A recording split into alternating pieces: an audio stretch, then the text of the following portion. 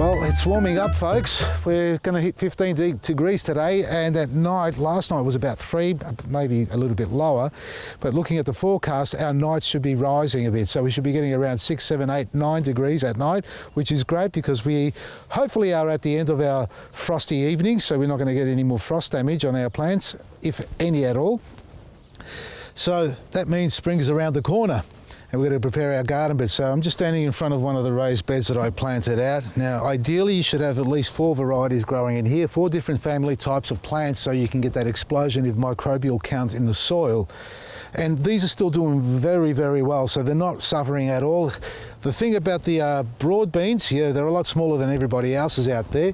These have been hit by a little bit of frost, but that curl on top happened last year and the year before. And I've changed seeds and I've tried all different things as well, but it seems to grow out as they mature. So it's something that I'm not too concerned about in the short term, and hopefully these do grow out as well. It's probably going to be something that happens continuously. Although I've got some others growing over there that've got no curl on them at all. So let's just monitor that over the course of their growing season. But let's get back to the basics of soil. So this bed has already been prepared. Now, we had a workshop a few days ago, and we came out here to also talk about garden beds and raised garden beds and how to prepare them and all. And the questions that they were asking me is, what do I do with my raised bed? Now, I'm not going to do the whole thing here today, but I'm just going to run through some basics for those who want to fill up their beds and get them ready for springtime. With any raised bed, you basically fill it up half at least with straw at the base. So I put a lot of carbon like this stuff here. Now this stuff here over time will start to break down, become a food source for the microbes in the soil and the composting creatures. So that's the base of it, and it also gives you some good drainage as well. So we're going to activate that over time by adding all our wonderful stuff on top. Now the other question that I was asked is, 1, what do you fill it with? And 2, what happens if you've got some old compost lying around that you haven't used for 3 or 4 months? They're in bags or just in a pile that's dehydrated. Well, I'm going to show you how you can hydrate the compost effectively, efficiently. And this is what I do at the bottom of it actually. So I add compost and cocoa. But let's demonstrate a dry bag of compost, because Exhibit A is a dry bag of compost that I've had lying around here in the sun.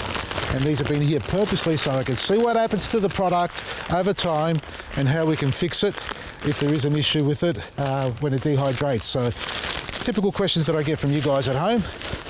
This is a bag of compost. It's dry. And I'm going to show you how dry it is in a second. So let's just level it off a little bit like that. That's our compost. I think it's compost. Yep, it's compost. Let's see if water penetrates through it.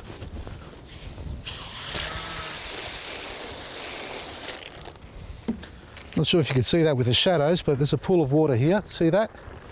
I'm just going to add more water to it. Just going to keep drenching it and see what happens if it goes anywhere. Look, it's just going to run off. This is a typical scenario that happens in anybody's garden, whether it's a raised bed or a garden bed that you've walked away and haven't hydrated. And this is a typical situation that will happen to you, especially if you've got an established garden bed and there is no plant life whatsoever left in there. So in other words, you've allowed the bed to rest over winter. That's what we call it, and we've taken every plant out, and some of you may even put plastic over the top. Well, that's almost doing everything against nature's requirements and nature's way. You don't cover the bed, you don't fumigate it, you don't pull out every plant. This is the result what will happen whether it's in the bag or in the ground left to dehydrate. It becomes hydrophobic and the life in it will deplete. Now we can activate this pretty quickly. First one is by hydration, but not directly over the compost like that. What we do is add a coarser medium. I'm choosing cocoa. You can choose a straw if you like the base that we have at the bottom here. That may be a little bit coarse, but at least at the end of the day, you're adding something to aerate the soil. The aim here is to break that water tension, loosen the soil so you can get the airflow, because it's not just about moisture, because it becomes sour if there's no airflow. It's about airflow and the moisture at the same time, and obviously having enough carbon flowing through it, which is a food source for the microbes so they can feed and they don't fall apart and dehydrate and die. Then your soil is dead and it becomes dirt. So all I've done here is mixed a little bit of cocoa into the existing compost. You can see it's fluffy, but it's dry, so it's not absorbing. And you can see all that water that I put in earlier, it's just disappeared. Now I know I've done this before, and I've shared this with you guys before, but pretty much everybody asks the same question. My soil's dry, how do I hydrate it again? Now you can start with water, as I've done, after you've done a blend. So if you've got compost or a garden soil in your bed already, all you need to do is add cocoa and blend it through. Let's have a look. Disappearing. Pulling, still needs to get through a bit more. And as we go, it's going to soak through a lot quicker than it would if I just left it with the cocoa on its own, or sorry, the compost on its own. Now, this doesn't mean it's soaking right in straight away. It still needs a little bit of work, folks. So that in the first instance, you see the water disappearing, but sometimes it'll find there's an escape route. It means it doesn't actually soak right through evenly, but rather finds a little void somewhere and it just goes through and washes out. But if you water it often enough or enough times over the top, you should be able to hydrate it. See, it hasn't quite cracked through yet, but we have got the cocoa in there and we need to get that moisture in. And you're not going to get it easily just with the compost, but like this, it's going to be a lot quicker, a lot easier to hydrate, and that's how you put the life back in your soil. So once you've done that to the existing bed, and you can see it's soaking in, it's going down, it's good, it's happening. You can fill up the rest of the bed with compost if you like. I prefer to use our planting mix, which has a blend of everything in it as well, and it has some cocoa in it for the porosity that we need. So dehydrated garden beds or compost or any sort of medium that you have in a bag, you can hydrate it by being persistent with the soil or the compost on its own, but it becomes a little bit slurry-like, or you can mix in some cocoa or something else similar to cocoa, like a straw that's a fine straw that you can blend through, create the porosity, and the absorption will happen almost immediately.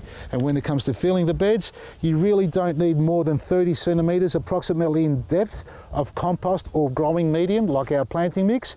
But remember, once you do fill them up, get your straw on top. You need that blanket to protect it. The sun, even though it's only 15 degrees, shining on that surface, it would be at least 5 to 10 degrees, depending on the space that you're in, warmer than it feels like in the air. So that temperature can kill off the life in the soil. And the most important section of your soil when it comes to breeding is in the first 150 mil to 200 mil. That's where all the good living microorganisms work and connect with your plants. So get the life back in by hydration, aeration is what you need, and fill your garden beds up and getting ready for springtime for planting. Now, good news, folks, our Red Hill South outlet is open for trading, so you can go online and shop for click and collect and pick up your products on the Friday or Saturday of each week. They're open every Friday and Saturday from 10 till 12 for click and collect, and you can shop indoors or at the store as well. So Vasily's Garden Red Hill South is now open, and soon to come online will be Jung and more to follow. Check it all out at vasilysgarden.com for everything you need every day. From me, Vasily, Maresi.